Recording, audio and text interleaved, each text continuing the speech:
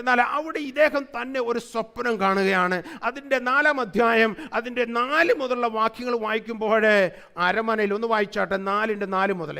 ഇവിടെ വാസ്തവത്തിൽ അതിൻ്റെ ആരംഭത്തിൽ എഴുതിയിരിക്കുന്ന നെബൂഖദ്നേസർ എന്ന ഞാൻ എൻ്റെ അരമനയിൽ എന്തുമാണ് സ്വൈര്യമായും വളരെ അവിടെ എഴുതിയിരിക്കുന്നത് സുഖമായും വസിച്ചിരിക്കുമ്പോൾ കാര്യങ്ങളെല്ലാം നല്ല ഭംഗിയായിട്ട് വേണം. കാര്യം രാജാവിന് കൊട്ടാരത്തിൽ താമസിച്ചാൽ മതി, നല്ല ആഹാരം കിട്ടും, അവൻ്റെ അരമനയിൽ എല്ലാ സുഖ സൗകര്യങ്ങളും ഉണ്ട്. അങ്ങനെ സ്വൈര്യമായും സുഖമായും എന്തുവാണ് താൻ താമസിച്ച് മുന്നോട്ട് വസിച്ചുകൊണ്ട് പോകുമ്പോൾ പെട്ടെന്ന് ഇദ്ദേഹം ഒരു സ്വപ്നം കാണുകയാണ്.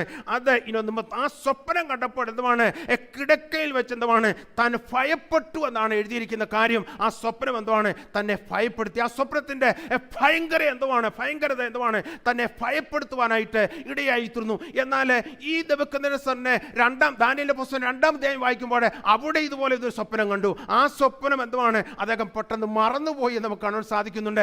അത് തനിക്ക് ഓർമ്മ ഇല്ലാതെയായി. എന്നിട്ട് അതിൻ്റെ ആ സ്വപ്നത്തെക്കുറിച്ചും എന്തുവാണ് ഞാൻ കണ്ടതും അതിൻ്റെ വ്യാഖ്യാനം എന്തുവാണ് പറഞ്ഞു തരണമെന്ന് പറഞ്ഞ് അവിടെയുള്ളതായ മന്ത്രവാദികളെയൊക്കെ എന്തുവാണ് ഒന്നിച്ചു കൂട്ടി എന്തുവാണ് അദ്ദേഹം സംസാരിക്കുന്നതൊക്കെ 2-ാം അധ്യായത്തിൽ നമുക്ക് കാണുവാൻ സാധിക്കും. എന്നാൽ ഈ 4-ാം അധ്യായത്തിൽ താൻ കണ്ട ഈ സ്വപ്നം എന്തുമാണ് മറന്നിട്ടില്ല, മറക്കാനൊക്കത്തില്ല. അത്ര ഭയങ്കരമായ ഒരു സ്വപ്നമായിരുന്നു താൻ കണ്ടത്. അതോ എഴുതിയിരിക്കുന്നത് അത് നിമിത്തം ഭയപ്പെട്ട് കിടക്കയിൽ വെച്ച് എനിക്കുണ്ടായ നിരൂപണങ്ങളാലും ദർശനങ്ങളിലും എന്തുവാണ് വ്യാകുലപ്പെട്ടു. അപ്പോൾ ഇദ്ദേഹത്തെ എന്തുവാണ് വളരെ വിഷമിച്ച് വ്യാകുലപ്പെടുത്തി എന്തുവാണ് പിടിച്ചു കുലുക്കിയതായ ഒരു സ്വപ്നമായിരുന്നു എന്ന് കാണുവാൻ സാധിക്കുന്നുണ്ട്. ആ സ്വപ്നത്തിന്റെ അർത്ഥം നമുക്ക് വായിക്കാം. അത് ഇവിടെ ഇപ്പോൾ ഇദ്ദേഹം കണ്ടതായ ഈ ഭയങ്കര സ്വപ്നം വ്യാകുലപ്പെടുത്തുകയാണ്, തന്നെ വളരെ വിഷമിപ്പിക്കുകയാണ്. ഇതിൻ്റെ അർത്ഥം തനിക്കൊന്ന് മനസ്സിൽ ആക്കാൻ താല്പര്യമുണ്ട്. അപ്പോൾ അവിടെ ബാബേലിൽ എന്തുവാണ് സകല വിദ്വാൻമാരെയും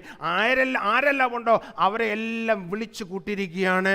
അതുമാത്രമല്ല അവരെ കൊണ്ടുവരുവാനായിട്ട് രാജാവ് കൽപ്പിച്ച് അവർ വന്നിരിക്കും. അവരെ എല്ലാം വിളിച്ചു കൂട്ടി. അങ്ങനെ മന്ത്രവാദികളുണ്ട്, ആഭിചാരകന്മാരുണ്ട്, കൽദയരും ശകുനവാദികളും അകത്ത് വന്ന് ഞാൻ ഈ സ്വപ്നം അവരോട് താൻ കണ്ട ആ സ്വപ്നം അതുപോലെ ഇവരോട് വിവരിച്ചു. എന്നാൽ ഇദ്ദേഹം വിവരിച്ചുവെങ്കിൽ തന്നെയും ഇതിൻ്റെ അർത്ഥം അവർക്കാർക്കും മനസ്സിലാക്കി കൊടുക്കുവാനായിട്ട് സാധിക്കുന്നില്ല.